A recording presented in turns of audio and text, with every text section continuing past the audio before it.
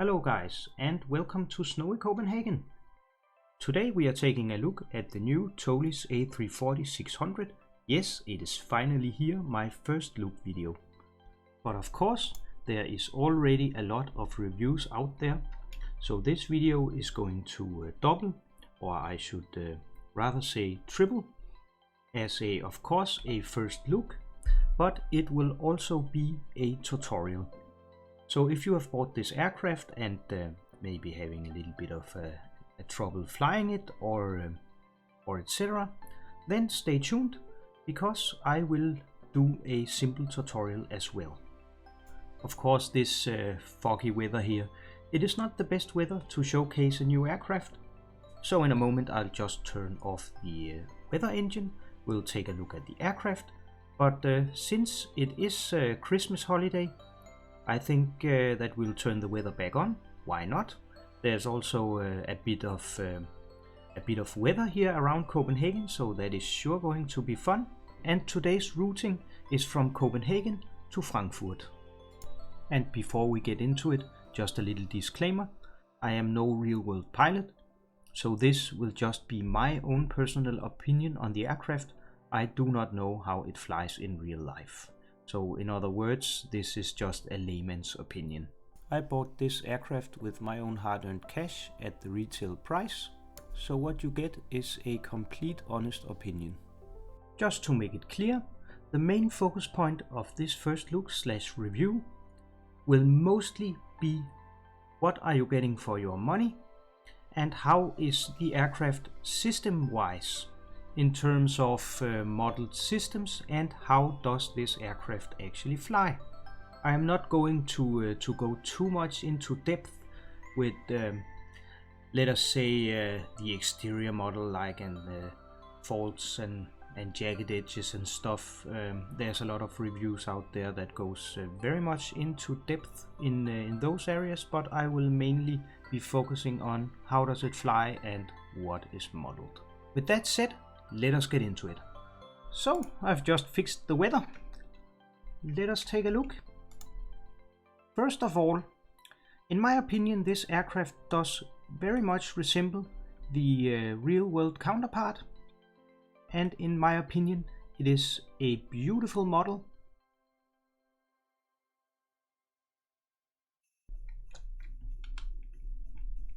Of course, a nice exterior model is important as well,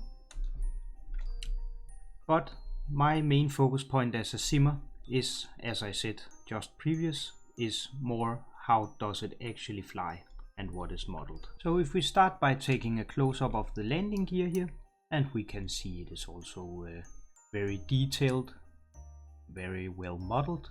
And if we take a look at the engines, they are also pretty well modeled.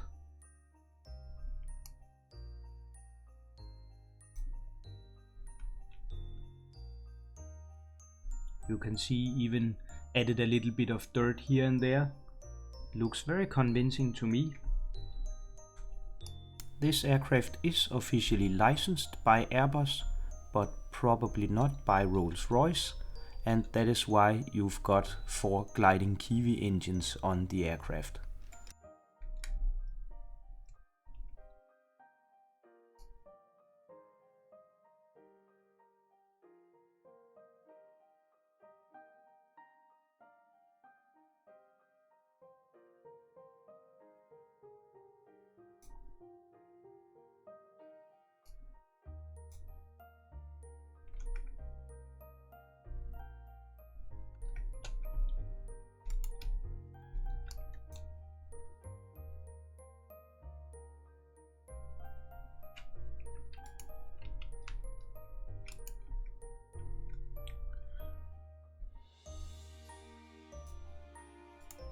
And well, after this brief look of the exterior, then let us get on.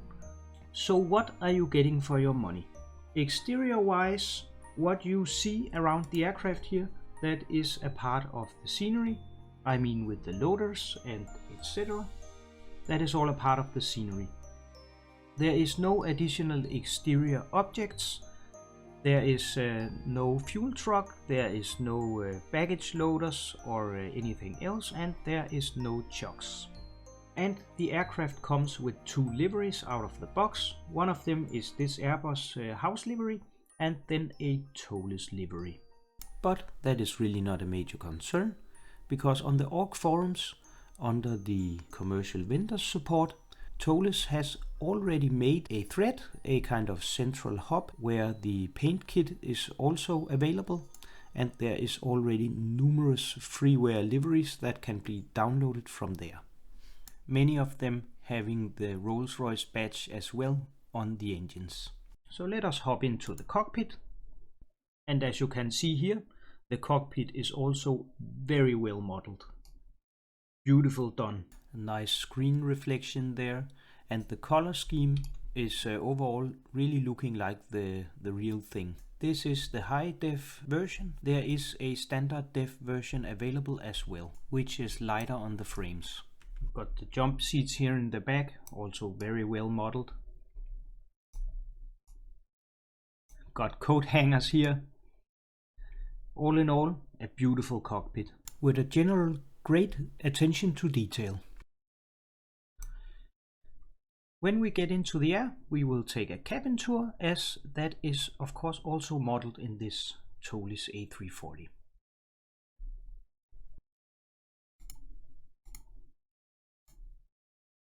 The Toliss A340, as many of their other products, comes with this system here, Toliss Interactive Simulation Control System. That is their very handy tool to operate the doors and configure your aircraft, and it gives you performance calculations as well, and that is, in my opinion, a huge advantage. I will not go over every single little point of this system, but will just take a quick overview. My recommendation is, if you buy this aircraft, then look at the manuals, as there are handy manuals shipped with this aircraft, both in terms of every single system of the aircraft, a tutorial how to get started, and how to configure it in your simulator. That is a very handy manual, as it covers every point of this system. So if we start, you can load and save situations, which means if you have a crash to desktop, don't worry, you can just load the saved situation. And autosave is also an option, and the interval is by standard set to 5 minutes, so no worries at all. Over here you can configure the aircraft to your likings. That would be regular or high gross weight variant, as you get the option for both. There's also an option for brake fans. Some have them and some A340s does not, because compared to an A320, you don't often do short hops in a A340, so the brake fans would simply not be necessary, as the turnarounds often take a little bit longer. You can use imperial units if you want, and a nice feature down here is the performance adjustment. You can adjust the aircraft age and the engine age. For instance, if the aircraft has had the engines changed, that is a very nice touch. It actually does alter the performance of the aircraft. If you have an older aircraft that maybe has dents in the fuselage, then it will actually create more drag, and that will actually make the fuel consumption a little bit higher. The same goes for the engines. The performance will be a little bit worse with old engines, and of course better with new engines, and the fuel usage thereafter. So that is actually very nice. Then we have the loading page. From here you can load passengers and cargo, and of course also fuel. And when you have filled in the MCDU, then you will actually get the takeoff performance down here, but I will of course show you that after we have set up. Then we have ground services.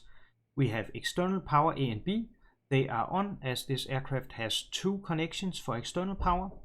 There's high pressure air and low pressure air. Low pressure of course for the cabin, and high pressure air to start the engines if your APU is inoperative.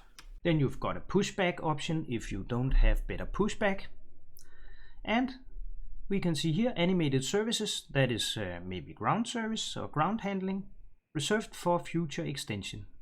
So that is pretty exciting. That is maybe coming. For me personally, it is not a deal breaker that there is no animated services or even no static objects, because, well, many of us use ground handling by jar design or ground handling deluxe, and there is also quite a few free alternatives out there that many might even be using, and you might actually just have to disable them anyways if you have ground handling deluxe, but well, they are nice to have in the package. But I don't think that this aircraft is worth less because of that. That is just, yeah, something minor.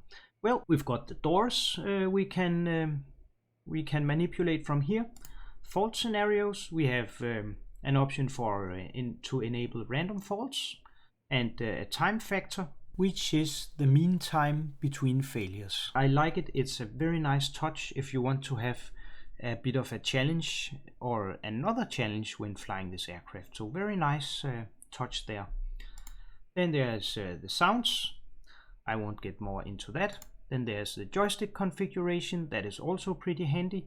You can, if you have a hardware throttle, then you can alter the detent locations so it syncs up with your hardware throttle, and you can do various other settings here as well, like quick align and jump to next waypoint. I don't think that needs further explanation. That you can just jump to the next waypoint in your flight plan if you, for instance, are flying offline and you don't want to sit in cruise. And then there's of course also auto pause, so very nice there.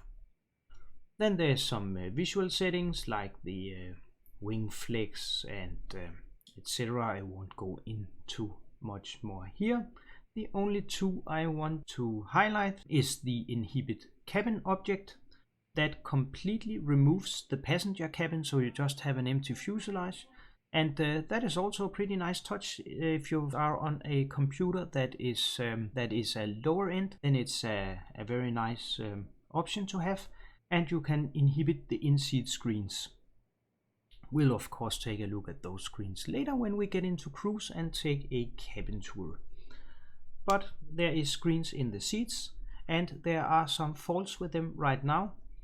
I think it's a common thing, but I have not looked much into it, to be honest. But I often just have green boxes here on my computer, so I simply just turn them off. Also because I spend my time in the cockpit, not in the back. But anyways, it's a nice touch, and you can turn them on or off to your likings. So I have turned the weather back on. Let's go flying. I will go through the full procedure. So first of all, we will take a look. The engine master switches, they are off. The engine mode selector is in normal. The weather radar and the predictive wind shear warning system is off. The landing gear lever is down, and the windshield wipers here, they are both off. The battery, we will check. They have to be greater than 25.5 volts. We are on battery 1. That checks. Battery 2 checked. And the APU battery checked as well. If not, then you have to go through a charging cycle that is described in the manual. So let us turn on external power A and external power B. Then we will turn on the batteries, 1, 2 and the APU battery. We are not going to start the APU right away, but let us do the fire test anyway. So we'll just hold the button.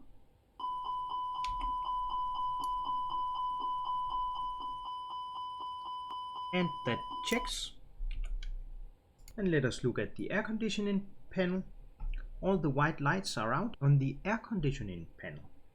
The cockpit temperature is as desired, and the cabin temperature as well. And we have the cargo temperature. We'll just leave them be. And then we have to turn on the cockpit lights. The dome lights, they are already on. So let us turn up all the screens. The PFD, the ND and the weather on the ND here. The ECAM and the MCDUs here. This aircraft has 3. And let us just do it on the FO side as well.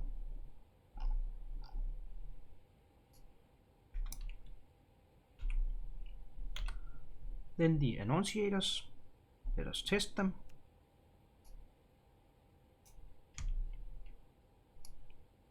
And we seem to be good. So we'll just set them to bright as it's daytime. And we'll turn on the crew oxygen supply, the ground control. Then we'll go down here. Flaps, we will verify they are at 0. The speed brakes are retracted. The thrust levers, they are at idle. The parking brake is set and the transponder is in standby. And we'll come back to the overhead panel. By the way, I am using a checklist that is available on the org forum, and it follows pretty much the Toliss tutorial flight. So that is pretty straightforward. Then we will align the ADIRs. We'll start by setting it to nav mode, checking it goes to on bat, so it will work in case that we lose our generators. Then it can work off the battery, and then we have to be sure that they will turn off again. We'll repeat for the number 2 and for the number 3. And let us just get the some weight into the aircraft, and then we will continue. If we take a short look at the flight plan here, we are bringing almost 20 tons of fuel, so our block fuel.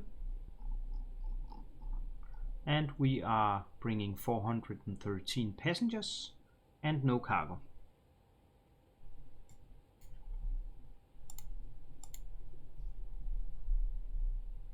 We'll just say 20 tons. And that was 413. That is okay. We can also alter the passenger distribution. Just leave it be. Apply these load settings and quick refuel defuel. At the moment there is no option to kind of have a realistic refueling time, but that will maybe be added. Maybe. Let us see about that. Then we have the values here. We will put them into the MCDU in just a moment. But for now, let us go on with the cockpit preparation. We can go ahead and turn on all the fuel pumps. As you can see, there is a lot on this aircraft. Nav light is coming on. The strobes can be set to auto, but for some reason, well, not when we are on ground power apparently. I just wanted to see if the strobes, they were already on, but sometimes they actually are on this aircraft, so I'm just going to leave them on off. But the nav lights are on. Emergency exit lights are armed. The seat belts signs go on. The no smoking to auto. Probe heat is in auto. Landing elevation manual select on auto. The pack flow normal. T-tank mode, that is up here. Auto and auto. So what is the T-tank? The T-tank is a tail tank on this aircraft. I am not fully aware if it is used to actually store fuel, but the T-tank is used during cruise to optimize the center of gravity. We can actually look at it on the fuel page here. Okay, so if we take a look at it down here, of course all the screens, they pop out as well, just a side note. We can see the wing tanks here, and we can see the center tank here, and of course the other wing tanks here, and the tail tank back here.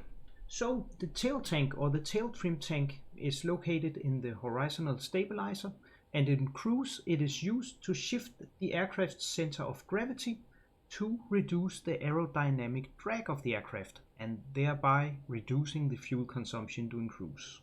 The capacity of this tank is 6,191 kilos, and it can receive fuel from the center tank or the inner wing tanks. And prior to landing, automatically the fuel is transferred forward again to the other tanks. But of course there is more that you can read about it in the manual. Anyways, it is just I just wanted to showcase how much in depth that the systems of this aircraft actually are. And that is something that I just find incredible, that the fuel system is modeled to such a degree. You also have the option to actually jettison fuel. That is something that can be done if you for instance have some kind of emergency. It could also be a medical emergency and you have to return to the airfield, but you are above your max landing weight. Then you can actually jettison fuel, and that is also modeled on this aircraft. You can see it here. You have a jettison fuel panel or fuel jettison panel here. You also have to input some values in the MCDU in order for this to work. And so it is kind of, I would call it semi-automatic. I am not going to show you how to jettison fuel in this video, but that is covered in the manual as well if you are interested in trying that out. So let us do an engine fire test.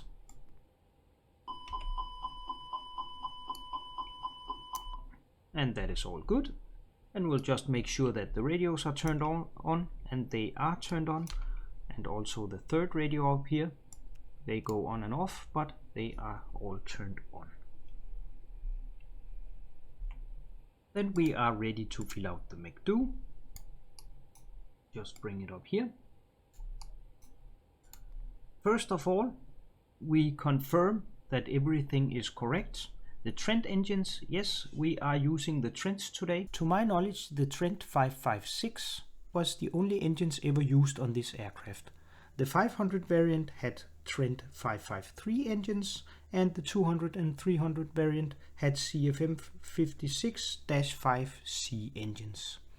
The ARAC is 12 or 2112. That is also correct for today.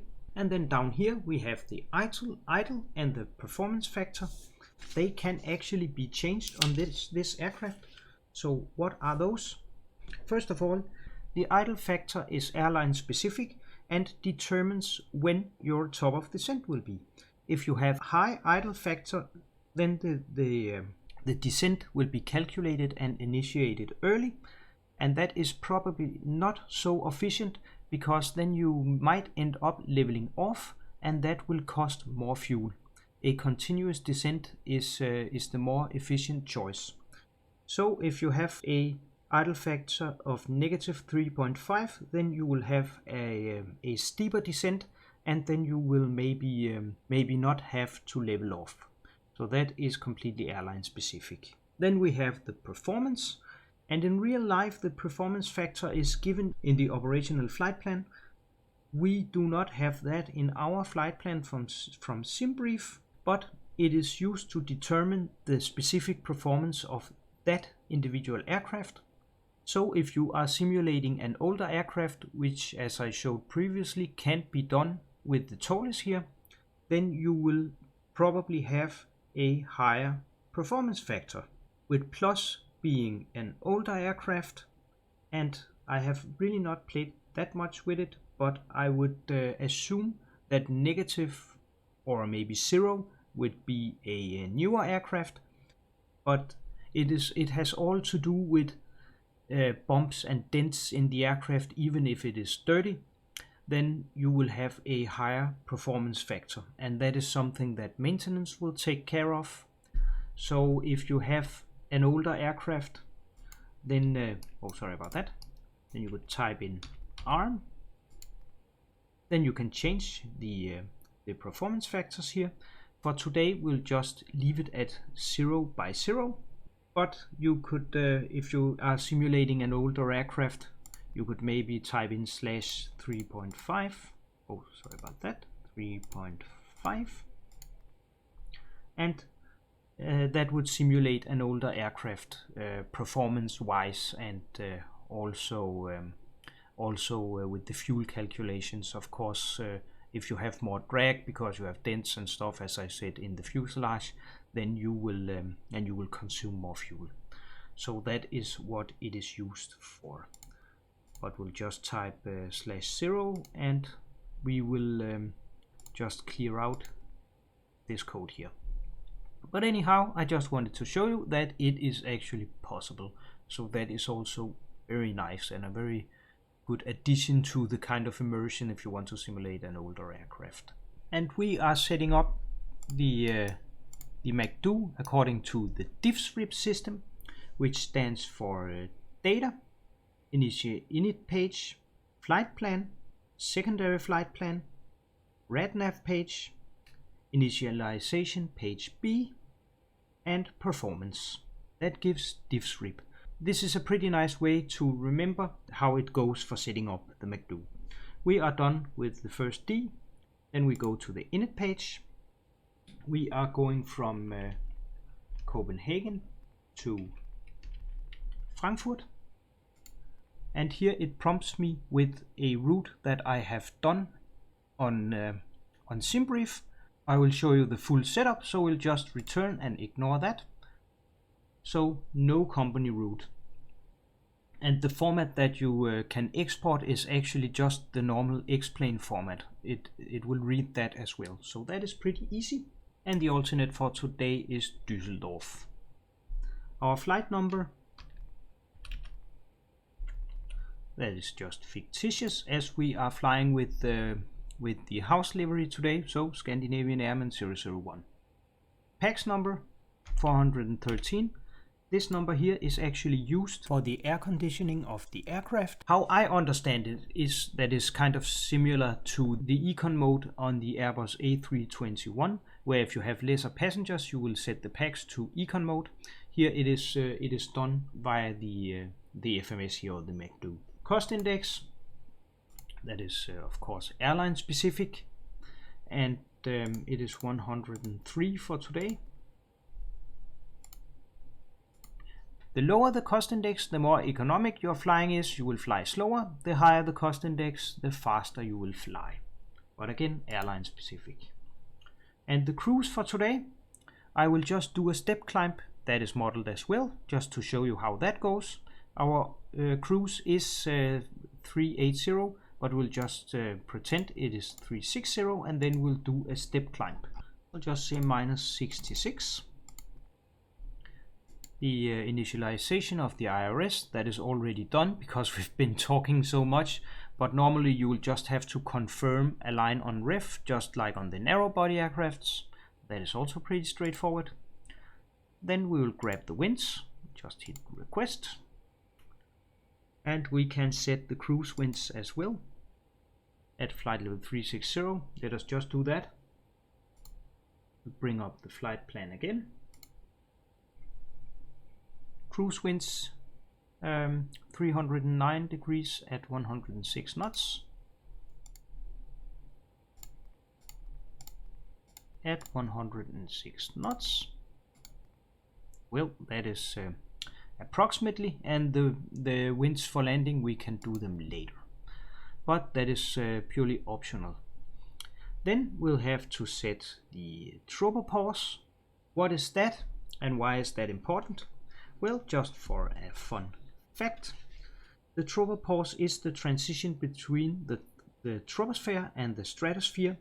The tropopause is where the weather is, and it also contains a lot of water vapor. Why is that important to aviation, and why do we set it? The tropopause changes with the weather. I am not going to go into that much technical or meteorological details, but anyways, the reason why it is important for aviation is because it is at that altitude where the temperature becomes constant with increasing altitude, and therefore it is very important for the performance and fuel calculations, and that is why the MCDU needs that number. So where do we find it? Let us grab our flight plan. If we look at the tropopause at the top of climb, you can see here we have the outside air temperature, and the bottom one here, that is the tropopause. So that is flight level 395. So as you can see, it is actually a little bit off. That was 395, and we'll just add a couple of zeros.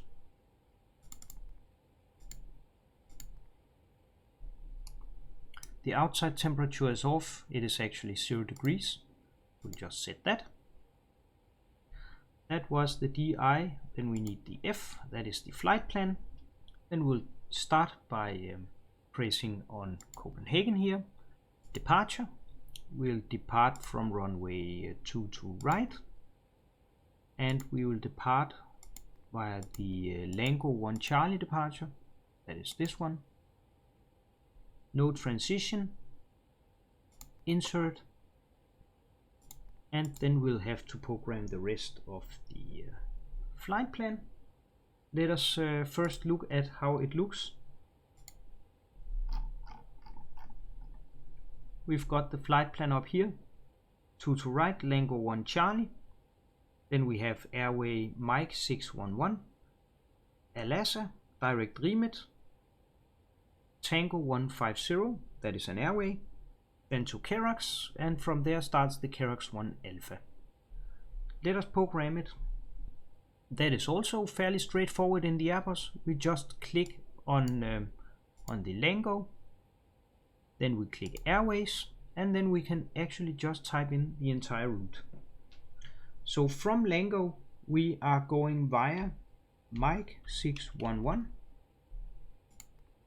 We are going to Alasa.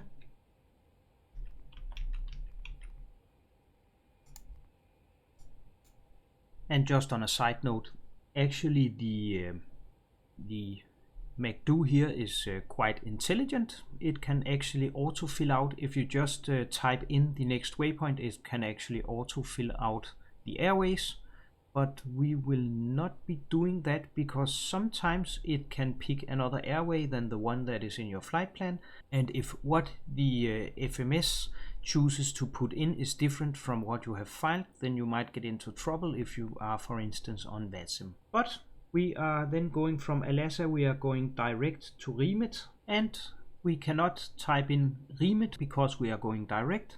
So we'll start by hitting insert.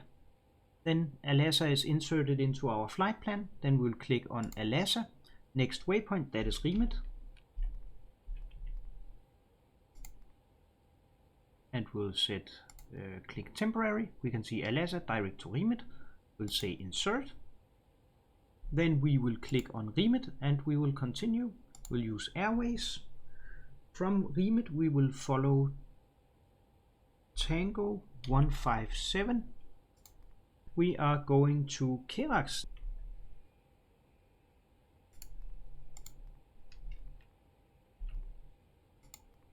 And we'll hit insert. And then comes the other waypoints, Udipi and Cockpit and so forth. That is a part of the Tango 157 airways. And we'll just select the star, arrival. We have the winds coming from 220. I am looking at the weather here for Frankfurt. And so we'll just land on runway 25 and we'll just take runway 25 right, and we'll take the ILS Zulu approach. And we will use the Kerox 3 Alpha. And we'll just transition from Delta Foxtrot 426. And let us see where that takes us.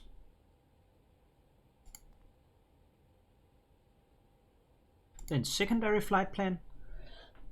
If you want to be very realistic about it, you can program the secondary flight plan as a approach and landing into the airport that you are departing from. Should you have, for instance, faults enabled, and you maybe have an engine failure or something else, then you can actually just do a little round trip and then back into the airport that you came from. I usually just say copy the active, because then if something goes wrong along the way, then I can just activate the secondary flight plan if I have, for example, messed up the first one trying to correct a star or change a star or something. But anyhow, that was the F in the diffs rib. Then comes the radio navigation panel, and we don't have to worry that much about that. We are not hard tuning anything, we are just flying a RNAV SID.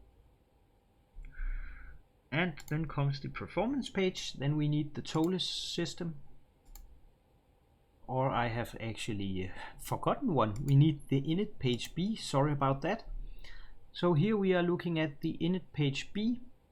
Then we have to put in the zero fuel weight and the zero fuel weight CG, and we can see that here. The zero fuel weight is 226.7 tons.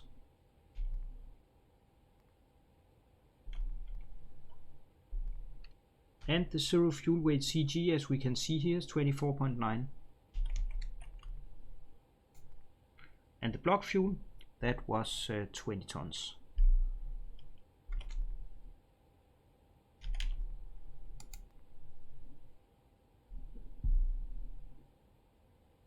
So that looks good.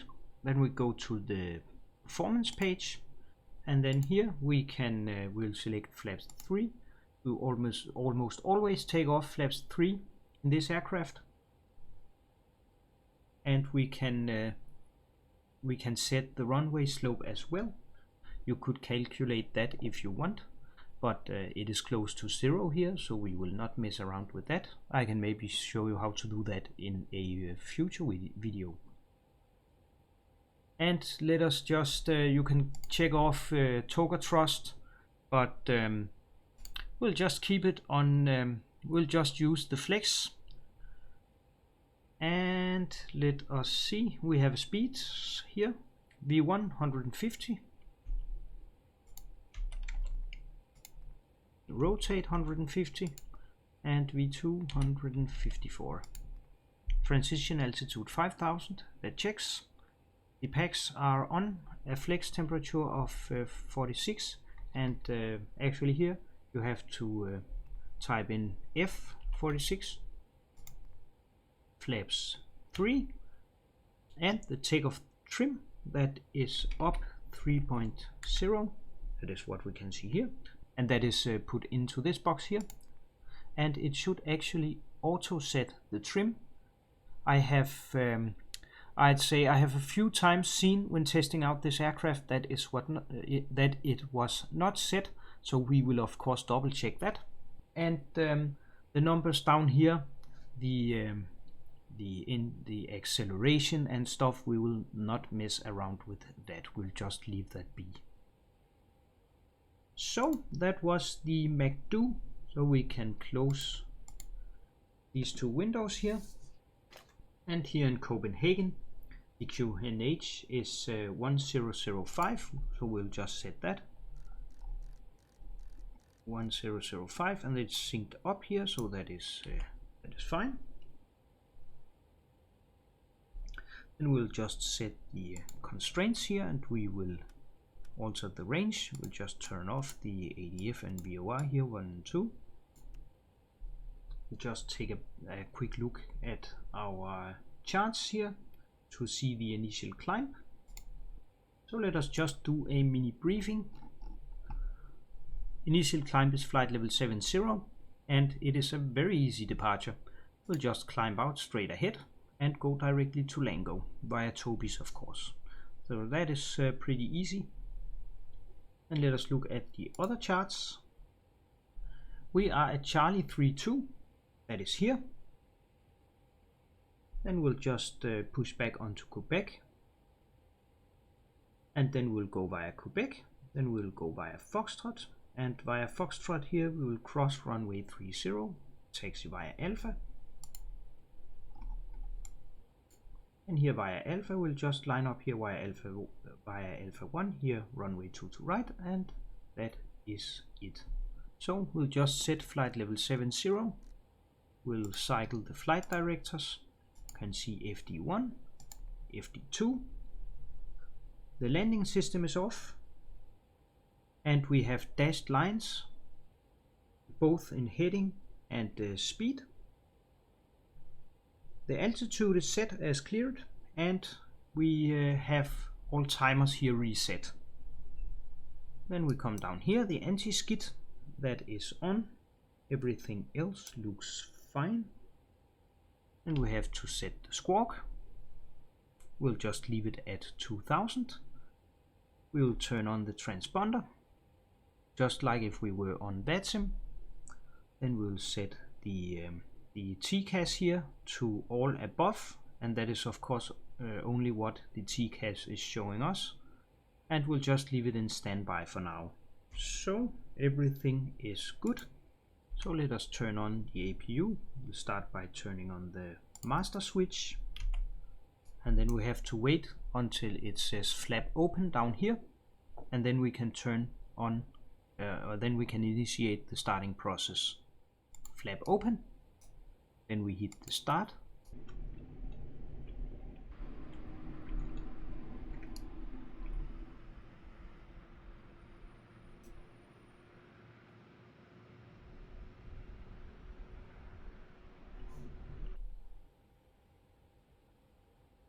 And we have APU avail up here, and we can see up here as well that it is available.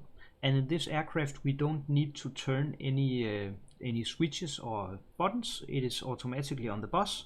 So we'll just turn the external power off, and then we will disable them in the Toliss system. And then we will initiate the pushback.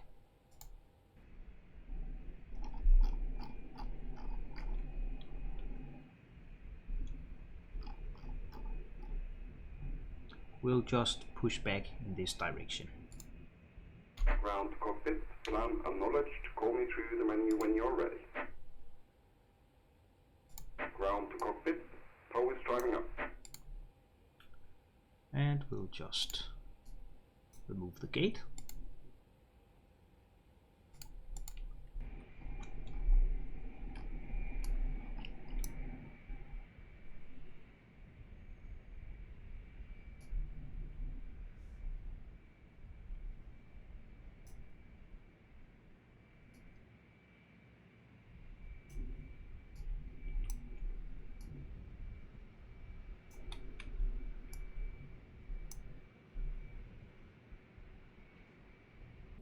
Okay, all doors and hatches are closed, ready to connect. And while he's connecting, we'll just turn on the beacon lights because we are about to light up our engines. And something I just forgot, we'll turn on the packs, turn off the packs, sorry, and we'll turn on the APU bleed. If there's any dust or any other dirt in the bleed air system, then in real life they would actually turn off the packs and then just run the APU bleed for a couple of minutes. Then we will check the doors page, and we can see all the doors are closed, all the slides they are armed, so that is good. Then we have of course already initiated our pushback. So let us just connected and bypass pin inserted. Release parking brake. Then we'll release the parking brake, and we will starting pushback, and you may start engines. And we may start engines. So let us move the engine start switch to ignition start, and then we'll just clear the gate. Hopefully not crash into the gate. And the engine start is actually done 2 by 2 in this aircraft, and it is done in the following order. We start with engine number 2, then we'll turn on the timer, and when 10 seconds has passed, then we will turn on engine number 1.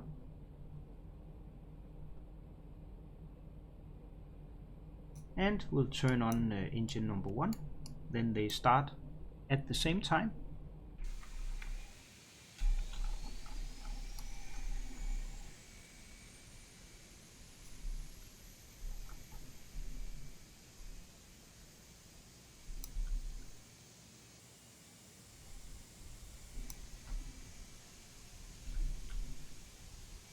That is pretty cool, right?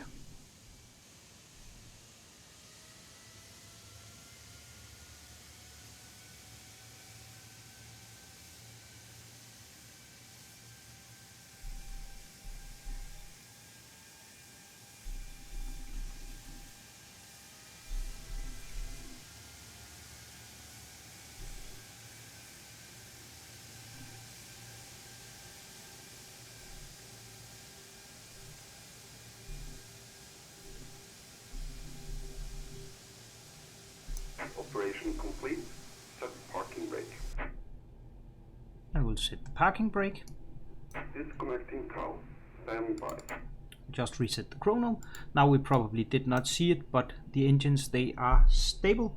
They have to be stable around 59% of N3 and 17% N1. So we'll just double check that. That looks good.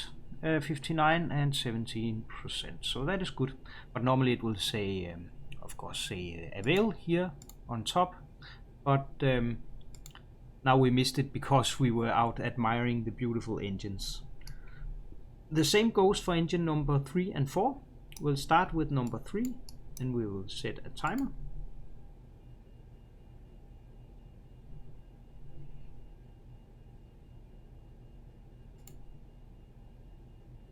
And 10 seconds, we'll start engine number 4.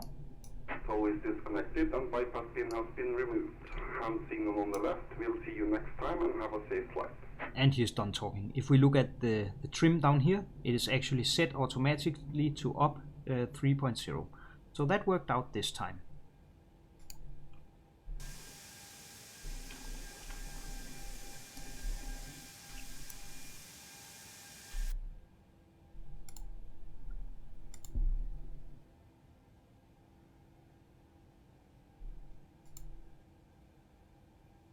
And this is the sound out of the box.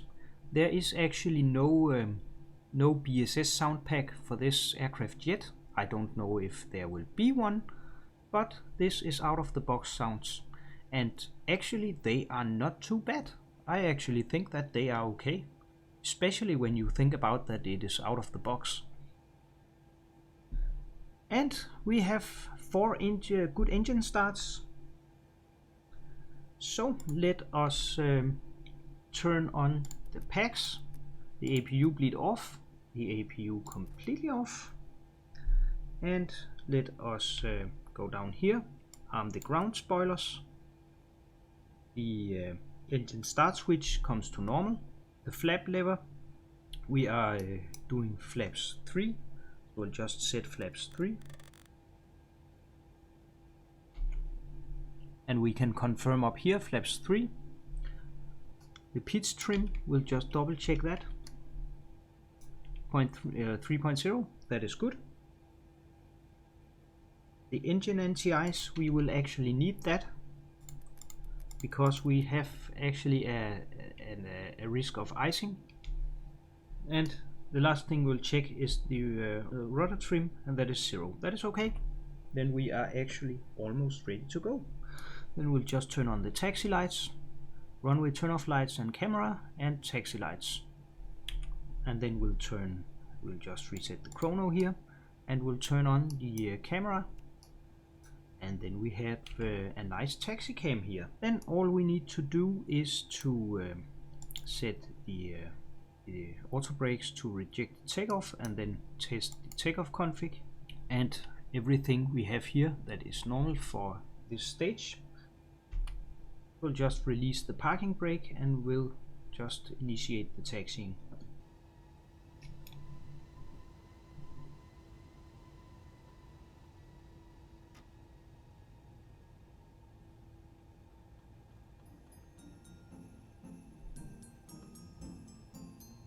Taxiing in this aircraft is actually something you gotta get a little bit used to.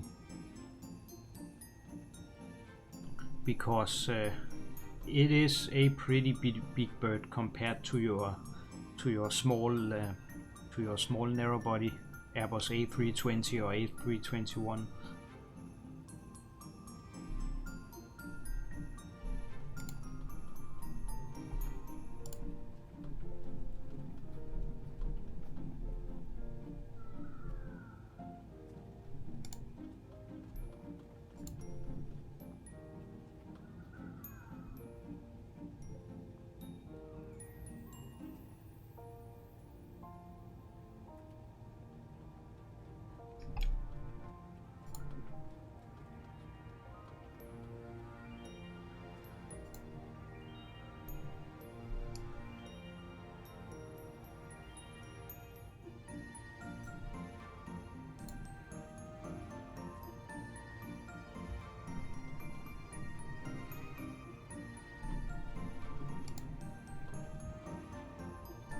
and the strobes comes on since we are crossing the runway.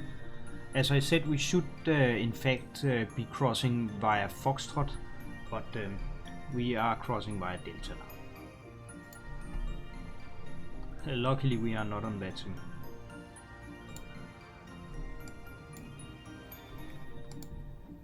And then from here we'll just cross over to Alpha.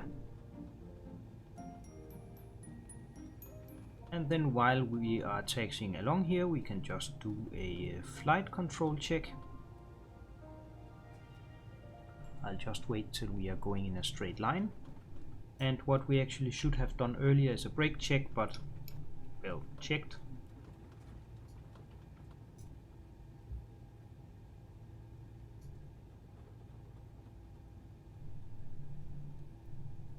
And we are actually already at our holding point here.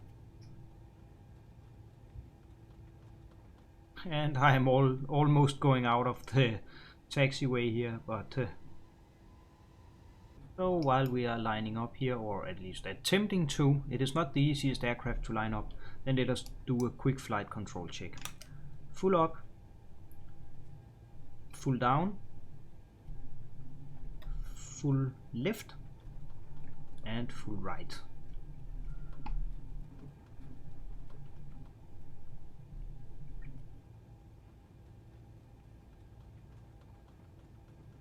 Should be careful not to turn too early in this aircraft.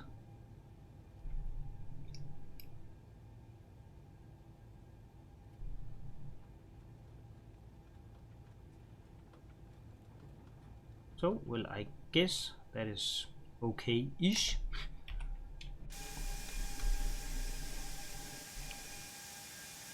I'll take that. Okay, the rudder will just push the pedal disconnect button so we don't turn the nose wheel. Full left, neutral, full right. And that button is easily mappable. That is the checks. Normally we'll do all this while taxiing, but we'll set the TCAS to TARA. We already set the transponder. Terrain on ND, we will not do that. We will turn on, first of all, we will turn on the lights. Nose light goes to takeoff, landing lights on, strobe lights, they were already on. And then we'll turn on the weather radar, and we'll turn on the predictive wind shear warning system. And set those here to auto.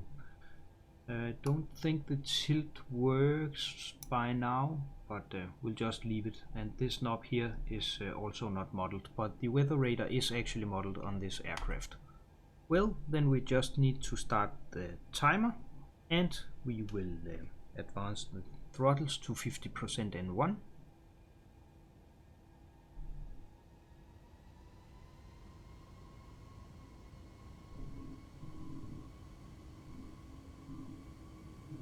They are stable.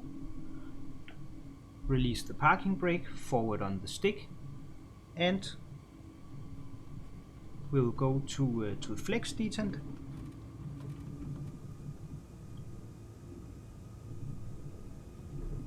Oh, completely forgot. Off with the taxi cam. We'll just look at the FMAs here. Man flex, so that is good. And we'll release the back pressure on the stick. Neutral by 100, and I'm going all over the place here, sorry about that. V1 and rotate.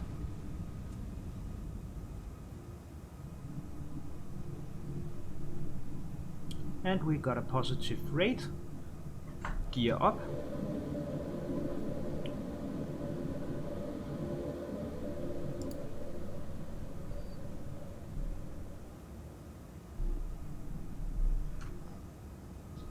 And we'll engage the autopilot.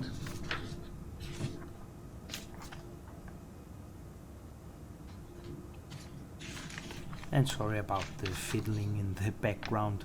I'm kind of old-fashioned. I like to have a paper checklist in front of me, and it's a bit longer for this aircraft than for your narrow body. And the levers come back to climb. And I was a bit slow. At F speed you select flaps 1. And when we are at S speed we will select flaps 0 or will retract the flaps.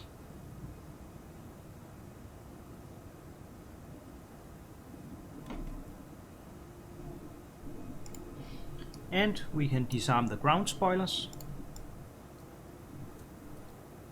without engaging the, just use my key binding here, without engaging the or extending the speed brakes. And we'll just double check the packs they are on.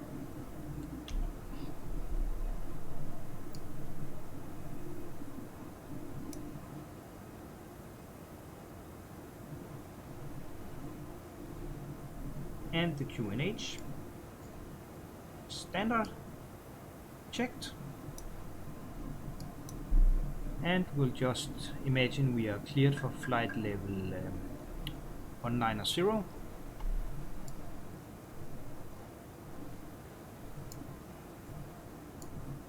Okay, it's actually very choppy here today.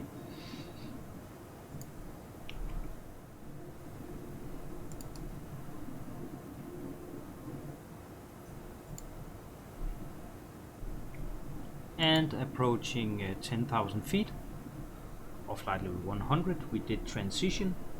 So let us turn off the lights.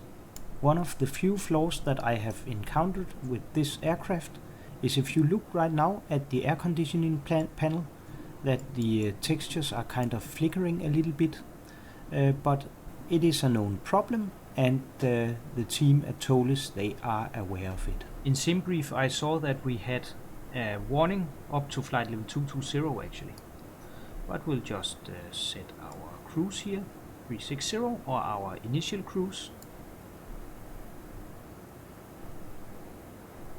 This aircraft is a little bit different from the A321, and I imagine also the Toliss A319, as I do only own the A321. But here you manipulate these knobs here on a very distinctive way. If you want to push the knob, then you actually just you click and hold, and then you push. And if you want to go into, for instance, open climb, you just pull. That is actually a pretty good way to manipulate the knobs here. Where on the A319, you know, you had the one dot and you had the two dots down here. I don't remember which is actually which, but that is how it worked. And of course you can manipulate with your mouse wheel, or you can click and drag to your liking. So that is pretty nice. And while we are climbing along here, just reduce the range a little bit. And as we are climbing along here, I totally forgot on the ground to show you how to program the step climb. But we can do that now. We just line select here, and then we go into the steps. And then let us say that we want to go to 380 at waypoint Alasa.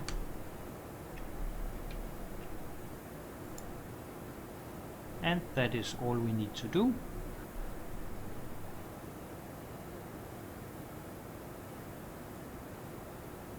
And it shows here that our step climb is in 10 minutes.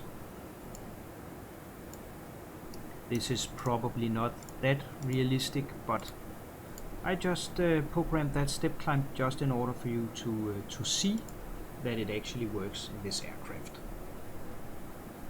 Let us talk a little bit more about the modeling of the systems. The systems are modeled very nicely in this aircraft, and they are modeled to, as I said earlier, a great depth. And I have watched several reviews online, also from real Airbus pilots, and that way I've got confirmed that the systems are modeled very close to real life. Also the fly-by-wire system, but you don't have to be a real pilot in order to feel the difference, let us say, between the A320 from Flight Factor, because it feels much more realistic, but that is of course also the case with the Toliss A321. But you don't have that kind of, it's hard to describe, but if you have flown the Flight Factor, you know it is kind of ballooning on you when you are taking off. How do I explain? It is kind of too pitch sensitive, is what I'm trying to say. Whereas the fly-by-wire model here by Toliss, it's completely different. It feels much more realistic. And the accounts of real-world pilots, it is also much more realistic here on the Toliss. You can also feel, compared to the A321, that this aircraft feels much heavier. You can compare it with driving a car versus driving a truck. It really feels like this aircraft got some weight to it. So I think they have nailed the flight model in that regard. You also have great system depth with the fuel panel here. You got functioning jettison that is actually true to real life, and you can all the fuel is transferred on its own. You don't need to do anything. Also with what I talked about earlier, the T-tank transfer, you don't need to do that yourself, but you can, if you like, you can actually transfer the fuel around. I will not go much more into detail on that, but you can move the fuel manually if you choose to do so. I'm just going to pause here for a short moment. You might think, if it's fully automatic, then why would I need to transfer the fuel around manually? But with this great fault injection here by Toliss, then a fully functional fuel system is going to make it a lot more fun to try to resolve those problems you might run into with fault injection. So there is a kind of a meaning to it all. And we are above flight level 220, so let us just turn off the engine anti-ice. And just to continue, we got the weather system here, the weather radar, I'd say partially modeled. It does work. I have seen weather pop up on several flights, but you cannot alter the tilt like I tried to do it here, and it does not change anything compared to the Flight Factor A320. You can adjust the tilt, and you can of course see that it changes on the screen here. So that I'd say is partially modeled, but apart from that, I have actually not found that much which is not modeled, which is great, because personally that is one of my greatest interests when it comes to payware aircraft. That is the system modeling. I only fly and buy, of course, so close to study level as you can get for X-Plane 11, because that is in-op systems, that is a huge no-no for me. Well, if we look at the FMS here, or the MCDU, as we climb along, then it is also very well modeled.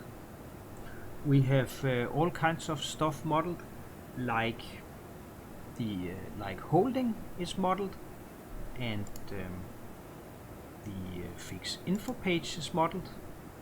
Just for fun, let us take Alaska, and you can from Alaska draw a circle, let us say a radius of 4 nautical miles. It works. And you can also draw a radial, let us just say 190, and just increase the range.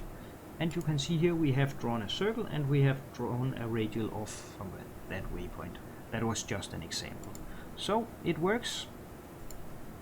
And holding is also fully implemented, so that is also great for flying on VATSIM. One thing that is not modeled yet is it is the offset, that is work in progress. That would be really nice to have that modeled, but work in progress, I am really happy to see that, because that would be very handy to have doing long haul flights. And if you have watched my videos before, then you know I'm all about long haul and oceanic especially. Well, we are nearing our initial cruise altitude, and our step climb is planned here at Alaska. So let us just look at the progress page just to confirm. Can see here our cruise is 360 and the optimal is 395, so it makes sense to step climb. So why do you step climb? Well, it is better for the economy to fly higher in general, so that is why you do it, especially during longer flights. When you have burned off some fuel, then it makes sense to climb higher when you are a bit lighter. So during longer flights you will probably have a couple of step climbs, but now we are just doing a small step climb just to see how it's done. And as we can see here, step now. So we simply just set the new altitude of flight level 380, and we just push in the knob, and it automatically sets the new cruise altitude to flight level 380. Just clear it out. That is pretty straightforward. And let us look a little bit more at the MCDU here. If we go back to the MCDU menu, we can see there's a couple of more features here. They are not modeled yet. They are actually work in progress. And that is your ACARS system. Go back here. If you have used Hobbies ACARS before, then you are probably familiar with all this. And I will not go into detail or into much more detail of what this is, but this is like PDC. You can ask your clearance via this system here. The ATC menu here, it works just like there is actually a system, the CPDLC Beta, that is also a free ACARS system that operates via the Hobbies ACARS system. It's modeled in the FS labs for prepared, and it very much to me looks like we can have something similar here, maybe, because when we click, then it's work in progress. But this looks very promising. If we can actually get a CPDLC system and ACARS system modeled for this aircraft, that would be so cool. But anyways, this is the way it's done actually in real life most of the times, via CPDLC. You know, calling up the air traffic control center and etc. But as I said, I won't be going much more into that. I should maybe do a separate video one day on how it works on the CPDLC system. It is actually just called the CPDLC AOC client by Project A340. But someday I will do a video and I will show you how it works. The reason why I am not using it that much is because not every air traffic control on VATSIM does use it, so it's kind of pointless if you cannot use it all the way through your flight. Then I often just use voice, but someday I might do a video on it because it is actually pretty fun. And while we are cruising along, then let us take a cabin tour. First, the cockpit lock system here is modeled, so we just have to unlock the door in order to open it.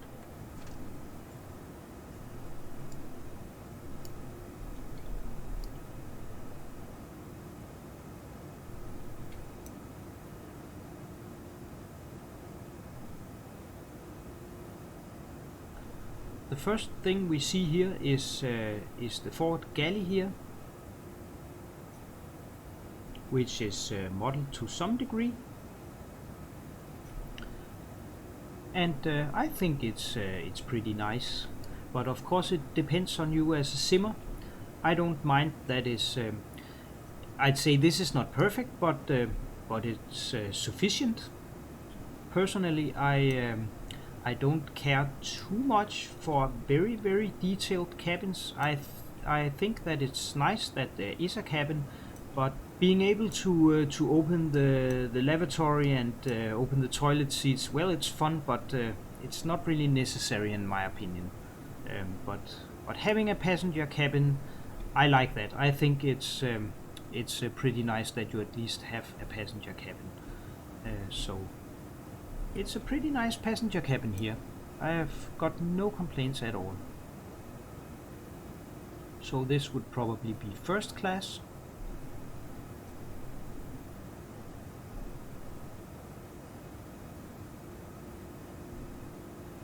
And maybe business class here. I don't believe I have actually flown on a A340 in real life. I do not fly that frequently in real life, so but I guess that this would be the business class.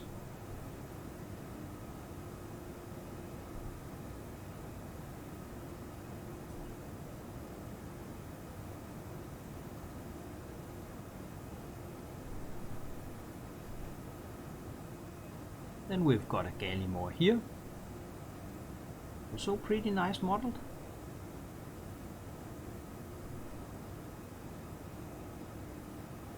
Then it's a bit more packed here, with the seats I mean.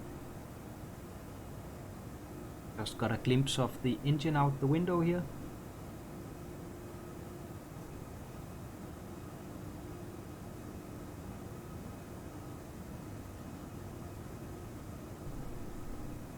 That's a nice view right there.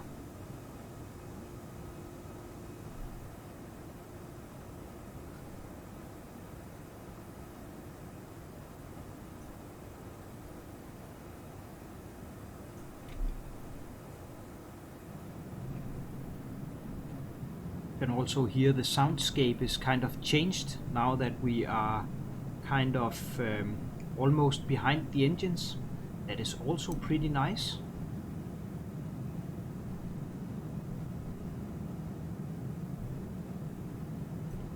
Got a nice wing view here.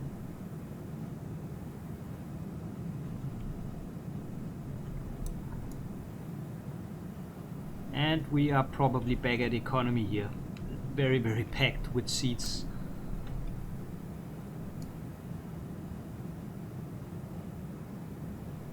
And another nice touch back here. On the A340 you have actually got lavatories below deck here, and that is actually modeled.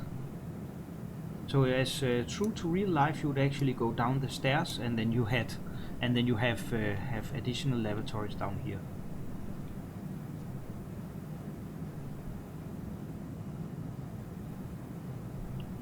That is also pretty nice that it's modeled. The only thing that is missing is the crew cabins, where they relax during longer flights.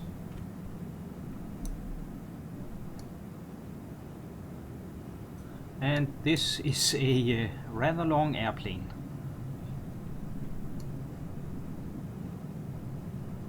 And then we get to the aft galley here.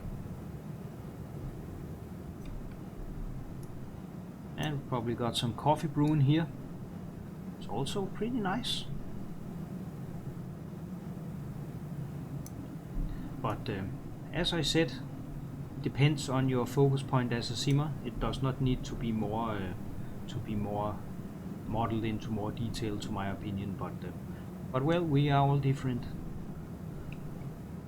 That concludes our cabin tour. Let us hop back into the cockpit. And we better lock the doors. Yeah, of course, it's a good idea to close the door first.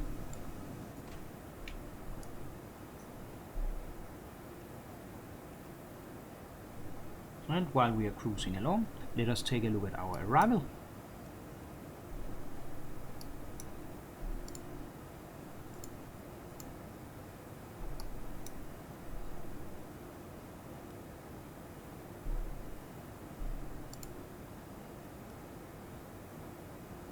I've just flicked the switch here into plan mode, and then we can step through the flight plan here. Got Kerax, and we got the Kerax 1 Alpha, or the Kerax 3 Alpha.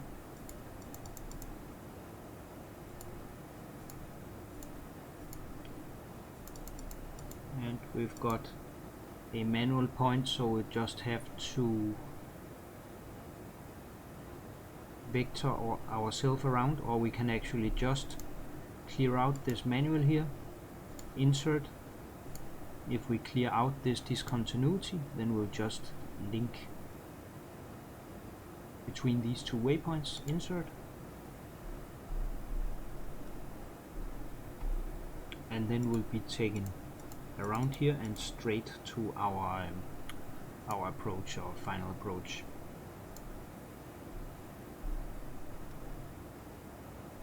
Well, that is not bad.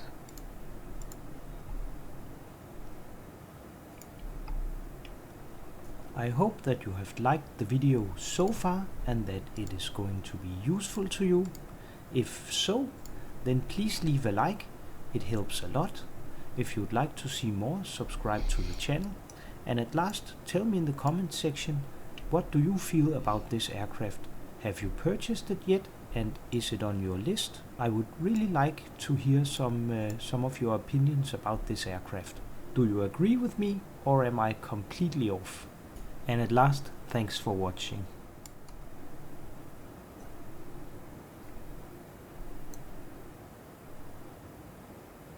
Before we go on and look at the charts, then I just want to show you some camera settings that is actually defined by Toliss. You need to assign them yourself, but you can see in the manual how you do that. But we've got a wing view here.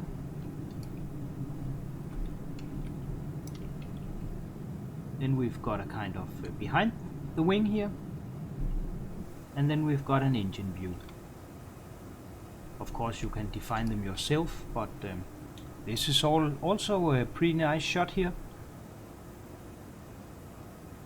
And there's also a cockpit view and an overhead view, but I have defined my own. And if we look at charts, then we can see right away here that I have actually made a bit of a mistake.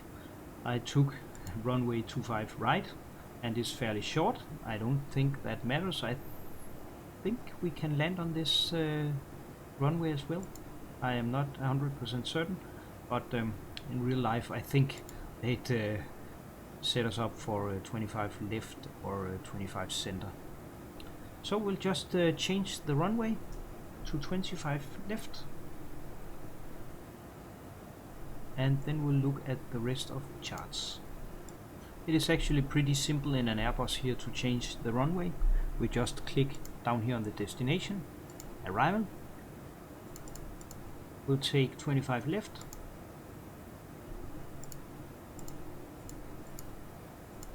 and 3 Alpha. And then before we enter a via, then let us just look at the charts again. Then we got an RNF star here, Kerax 3 Alpha, coming from Kerax, going this direction here, ending in a manual vector here. And then we have the initial approach fixes here. And if we look at 25 left, then we can see the initial approach fix Delta Foxtrot 626. We go back to the other chart, and we have here Delta Foxtrot 626. So we need to link those up in the MCDU.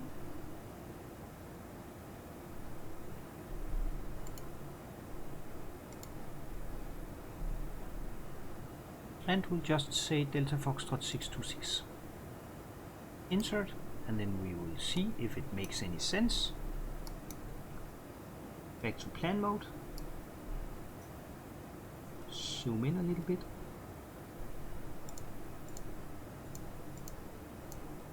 Here comes Kirax going around. And we got this manual here. And then 6 to 6. And we'll just link them up. Clear out the manual. Insert. Clear out the disco. Insert. And it looks okay.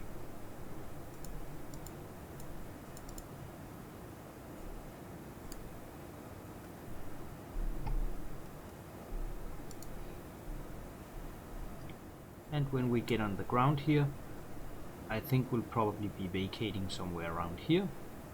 And then we'll just cross runway 25 center and we'll just take a stand of our own choice. We don't want to spend too much time taxiing.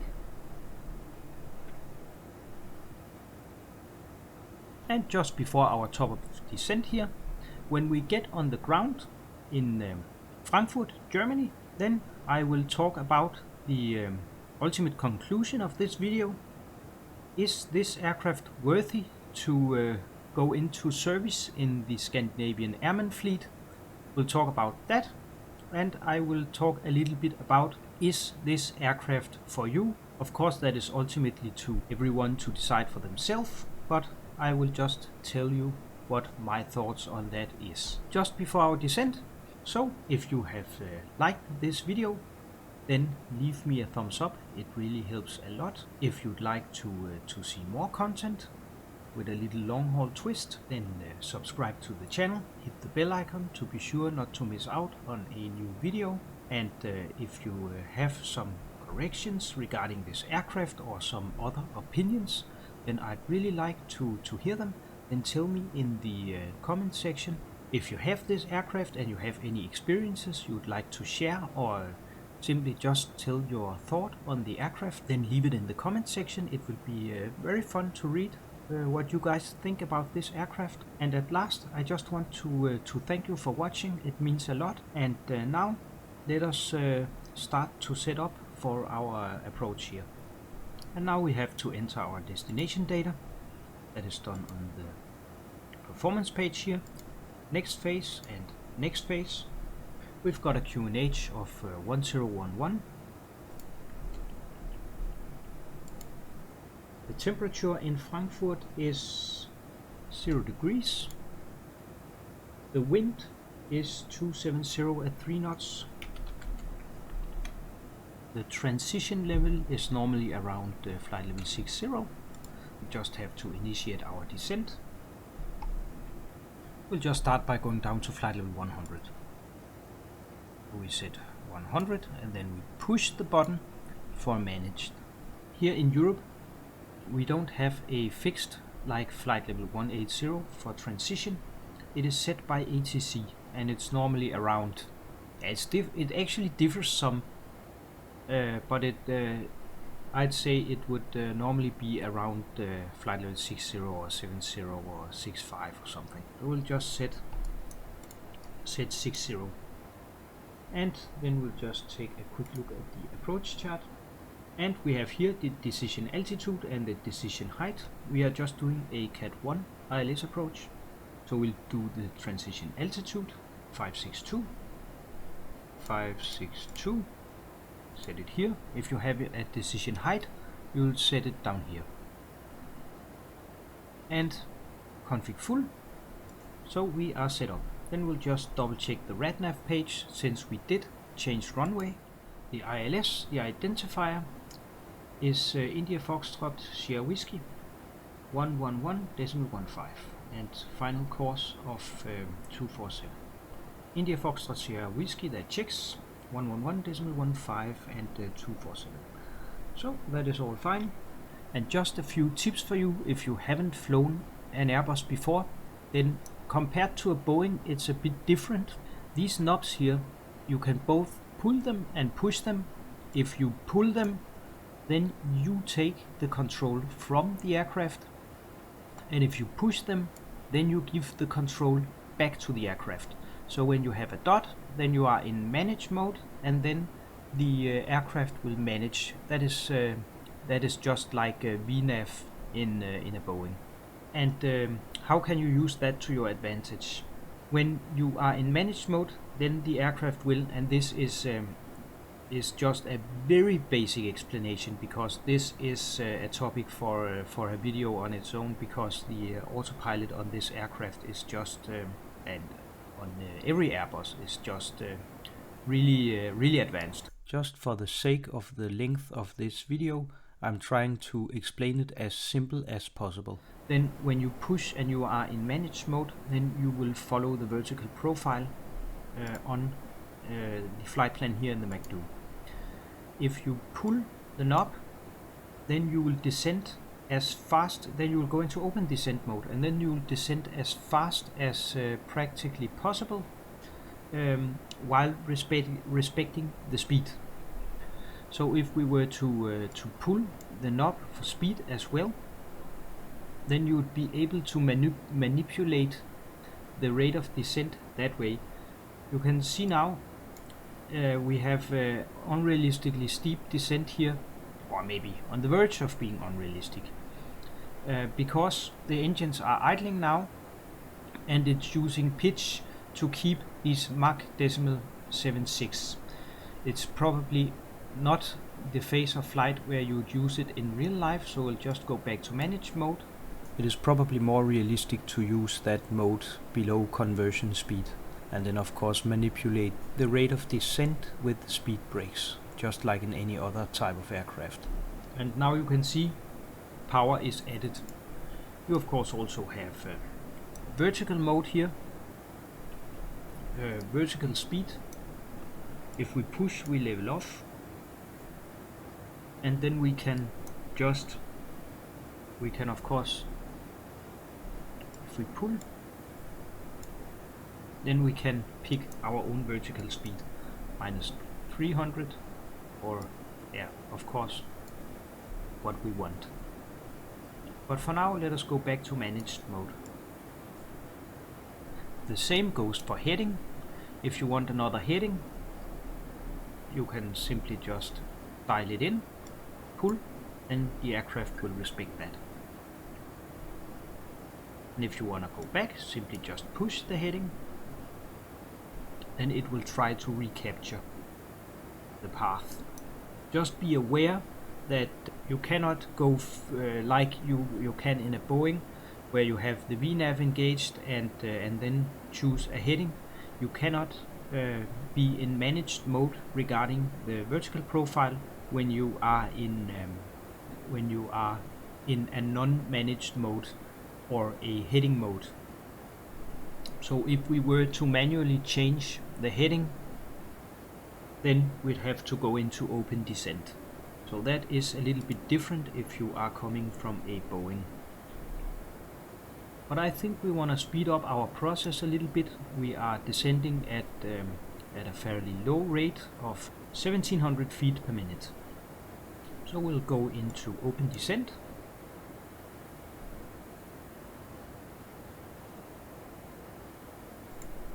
And if we want to increase the rate of descent here, we could actually just put out the speed brakes. For now, let us turn on the engine anti-ice, as it looks like we are going through clouds, and we are below those magical 10 degrees plus Celsius. And we can also see here that the ignition is actually turned on automatically when we turn on the anti-ice.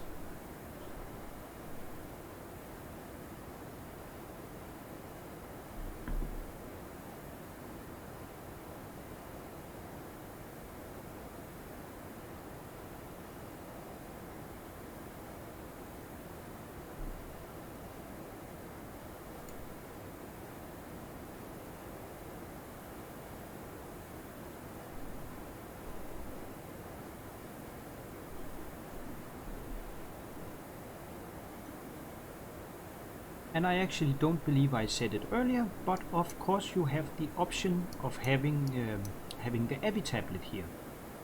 So that is also pretty neat.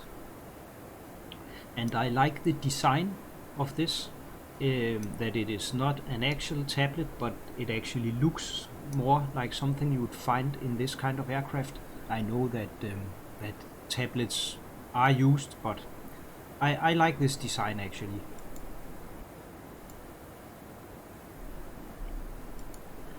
And we are probably getting unrealistically close to the other path here, but in reality I also doubt that we would actually be flying this complete star here. Would probably be vectored around in reality if we were on VATSIM. Let us just dial it back 5,000 feet.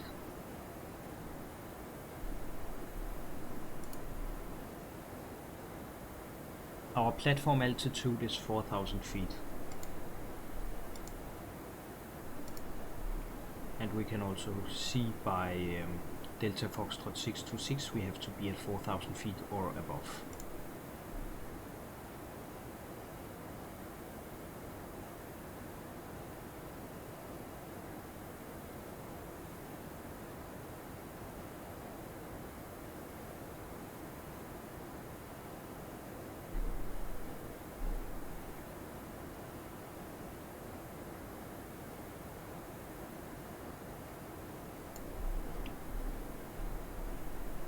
And let us just set the auto brake. Just set the auto brake 2. I think that is sufficient. It is a pretty long runway. And we are going through 10,000 feet. We'll better turn on the lights. Nose light, landing lights, strobe lights, and runway turn off lights.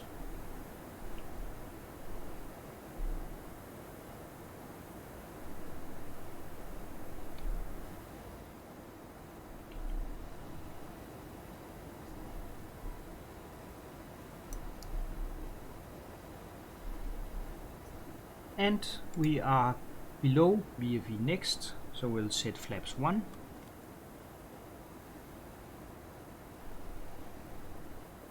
We'll just extend the speed brakes. The aircraft is having a hard time capturing that speed.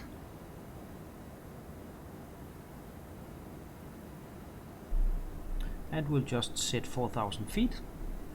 We'll turn on the landing system and we will set the speed manually to 250. Then we need to activate the approach phase and confirm. It will do automatically by some point, but we'll just do it manually.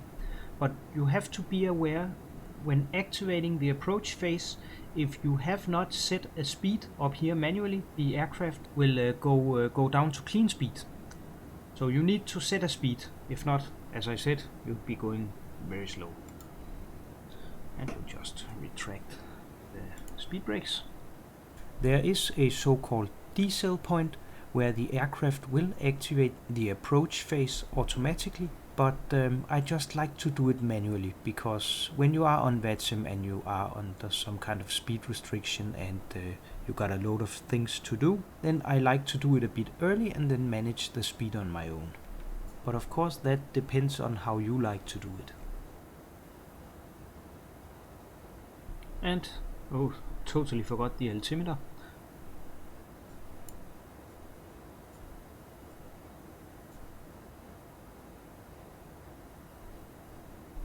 It's hard to...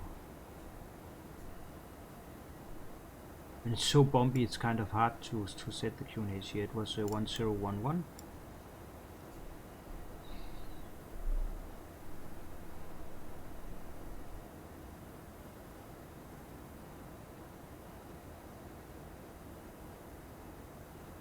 And we've got a notification here, ice not detected.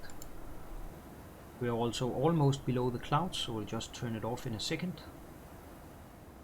It's actually also a bit choppy here, huh? And the localizer is alive, so let us just arm the approach mode.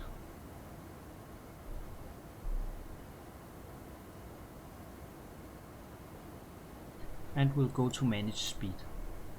And now, since we are in managed speed, it would just decrease the speed until S speed, and VFE next -10, so let us go flaps 2.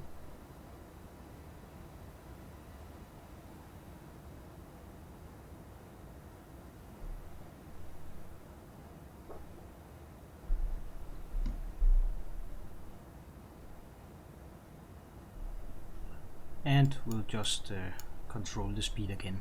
Just stay at 180 knots. And we'd probably set flaps 3 by now.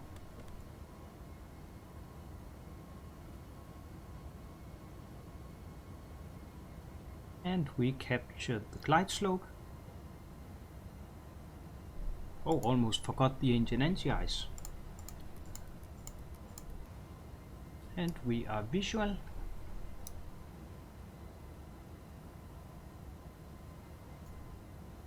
We were visual.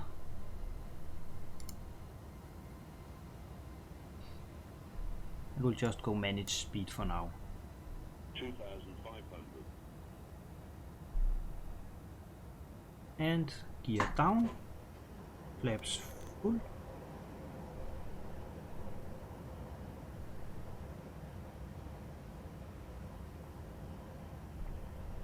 I'll just be configuring a little bit early now.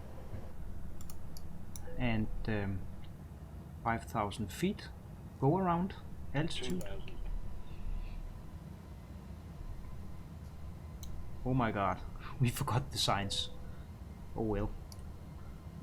And cabin. And the ground spoilers. Oh, wrong button.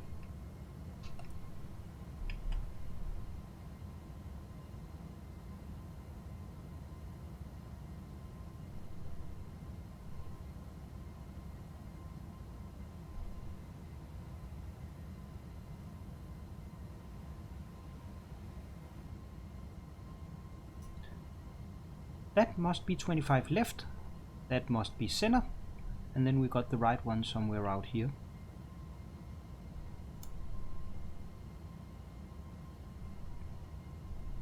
And we've got some crosswind. 1,000. I haven't done that much landings in this aircraft, so this is going to be fun.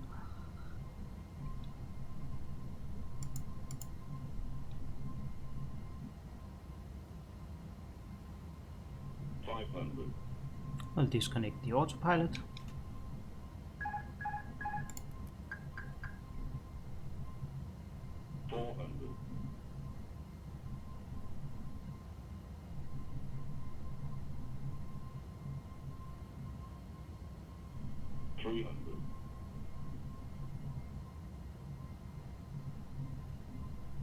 Above.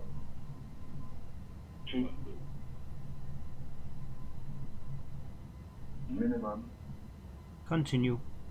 100. 50. 40. 30. 20. Retard. 10. 5.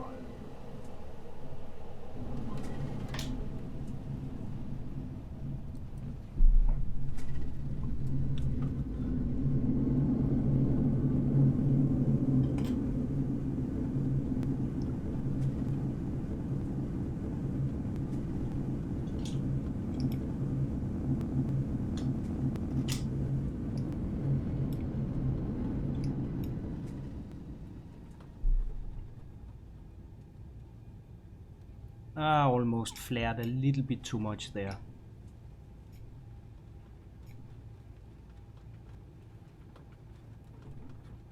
It sure does take some getting used to flying this big aircraft here. Like that the flare is initiated between 50 and 40 feet instead of the 30 feet in the narrow body Airbuses. We'll turn the taxi cam back on.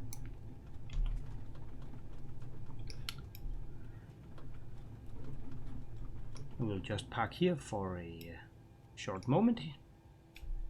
Set the parking brake. Nose light to taxi. Off with the landing lights. Off with the strobe lights. We'll turn the weather radar off. The predictive wind shear warning system.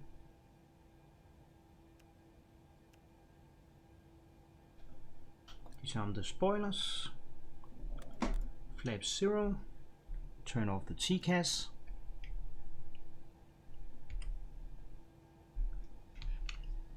We'll get the APU running.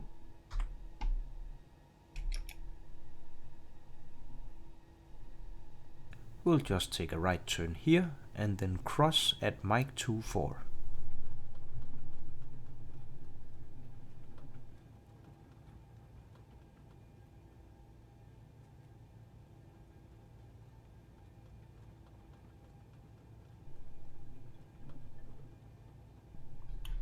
And then we'll turn the strobe lights back on.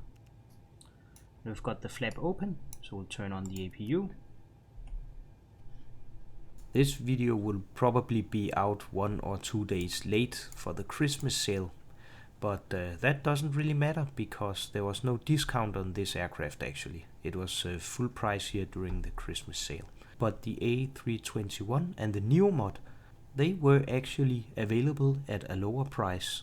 And both the A321 and the Neo, those I can really recommend as well. They are great fun. We'll just take a right turn here.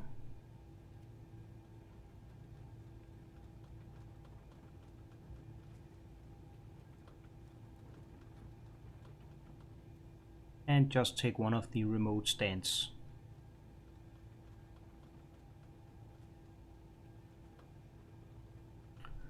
It looks like we had to come in from the other side, but oh well. Just take stand here.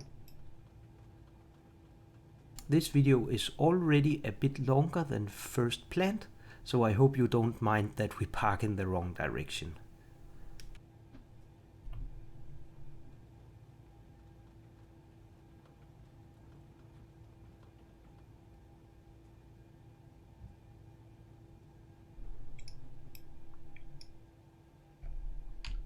Set the parking brake. Then we'll turn off, oh sorry, wrong button. Turn off the lights, the taxi lights that is, and the strobe lights. We'll turn off the taxi cam and the engines. Turn off the transponder. We'll just verify that the anti-ice is off. The APU is running, APU bleed comes on, and let's just pretend we don't have ground power here, and we can turn off the beacon. We'll stop the chrono or the elapsed timer here, turn off the seatbelt signs, turn the fuel pumps off.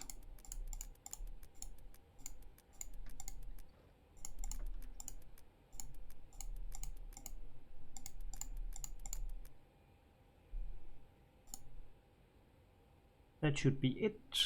These they are transfer. And we don't have a brake fan in this aircraft. And the last part, turn the crew oxygen off, turn the ADIRS off. We'll go ahead and kill the lights, kill the APU, APU bleed off. Emergency exit lights comes off. No smoking comes off as well. And we turn off all the interior lights, all the screens. That's probably a bit too late for that. Now there's no power, but oh well. And then we'll turn off the batteries. And that concludes today's flight. And now, as I promised, the ultimate conclusion. First of all, this aircraft is officially long-haul certified and is going to join the Scandinavian Airmen fleet. So, is this aircraft for you? I hope this video has helped you to determine that for yourself, but here is my tip. If you are an Airbus fan like myself, then this is certainly a must-have. The same goes if you are a long-haul fan or you just like doing long-haul, then this would also be an aircraft that I would highly consider. If you, on the other hand, have not done long-haul flights before and you don't have an aircraft capable of long-haul flights and you are in the market of getting one and you are maybe new to flight simming, then this would also be an aircraft that I would highly recommend, because even though it has some complexity to it and every system is modeled to great depth, then it is after all an Airbus, and that is a pretty intuitive aircraft to fly. And it is a modern airliner. Of course it takes some getting used to flying this aircraft, but it is pretty easy to figure out overall. So if you want to try out long haul for the first time, then I am almost 100% certain that you'll have fun with this aircraft. And at last, what are you getting for your money? This aircraft is of course not perfect, a very few things is. So here is the pluses and the minuses. Let us start with the positive. You get an Airbus A340 with a beautiful exterior model, decent looking engines when you think about it is out of the box, sounds that is also pretty good out of the box. You've got an aircraft with great system depth and a lot of modeled systems. Then it's a Toliss aircraft. I'd say that is a positive because of the way that you can configure the aircraft, like the interactive system by Toliss that I showed you at the very beginning of the video. That alone is a huge plus because there is so many different tools in that interactive system, and even a performance calculator. And then another plus is more systems to come. It is not everything that is modeled system wise, but all the kind of core systems is modeled, so you don't have any shortcomings when you are, for instance, flying long haul. With that I mean like step climbs and holdings, and that is fully modeled, and the fix info page is fully modeled, so that is of course also a plus. Then we have a small minus, and that is that there is a few things that is kind of missing and only partially implemented. And there I would mention the offset function. That is something that would be really nice to have, but of course it is work in progress, so that is almost kind of a tie between a plus and a minus. And then there's the weather radar. It seems to me like it is not fully implemented. It works, so that is almost also a tie, but you cannot adjust the tilt like you can on the Flight Factor A320, for example. And the next point is that there is no static objects, no static fuel truck, no static baggage loaders, and there is no chocks either. That might be a huge minus for some. I'd only call it a small minus, and there I would like to emphasize the chocks. That is probably something that I think would be really nice if that was implemented. But that has recently been implemented in the A321, not animated though, but in the Toliss simulation system, so let us see.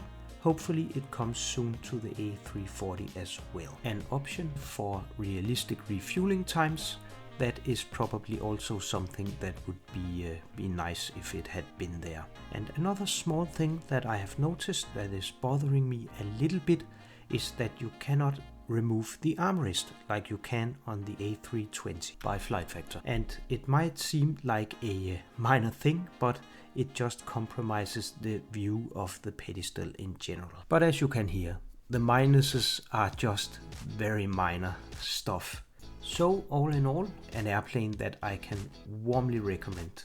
And the fact that it is Toliss, it is also a huge plus, because they are known to be very consistent with their updates, so this is definitely not a project that is going to be forgotten like we have seen before. It retails for about $90. It is high quality payware. I can recommend it. Now this video is almost 2 hours long, so I haven't got anything left to say. Then thanks a lot for watching. I hope this has been helpful. Till next time.